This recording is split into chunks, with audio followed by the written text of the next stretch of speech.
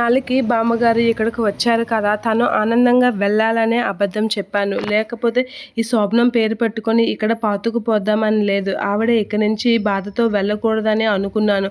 ఇక నుంచి బాధతో వెళ్ళి ఆ బాధతో అక్కడ ఆవిడ బతకూడదని నేను అబద్ధం చెప్పాను అని అంటూ ఉంటుంది గట్టిగా. ఆ మాటలకి ఒకసారిగా త్రిపుర షాక్ అవుతూ ఉంటుంది. ఇక నేను నీ కోసం ఇక్కడ పాతుకుపోవాలని ఎప్పుడూ అనుకోలేదు. నువ్వు నన్ను అంత తక్కువ చేసి నా క్యారెక్టర్ని, నా వ్యక్తిత్వాన్ని అంత దిగజార్చి మాట్లాడిన స్థాయికి నేను ఎప్పుడు దిగజారను. నేను ఈ శోభనం పేరు పెట్టుకొని ఇక్కడ పాతుకుపోవాలని కూడా అనుకోలేదు అని అనేసరికి ఏంటి వీళ్ళు ఇంత దినగా ఉన్నారు అనేది అనుకుంటూ ఉంటుంది త్రిపుర. ఏదో జరుగుతుంది, వీళ్ళిద్దరికి అసలు ఏం జరుగుతుందో నాకు తెలియాలి అనేది అనుకుంటూ ఉంటుంది.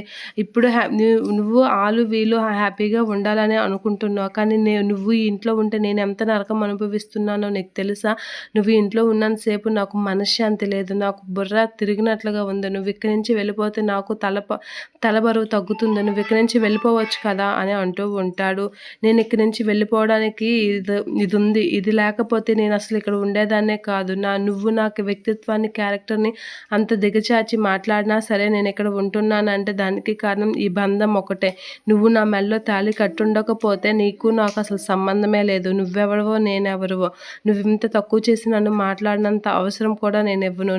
నా వ్యక్తిత్వాన్ని అంత తక్కువ చేసి మాట్లాడిన నీకు నేను నీ బంధం వల్లే విలువివ్వాల్సి వస్తుంది అని అయితే మిథున అంటూ ఉంటుంది. ఇక దేవ అయితే చాలా చిరాకు పడుతూ ఉంటాడు.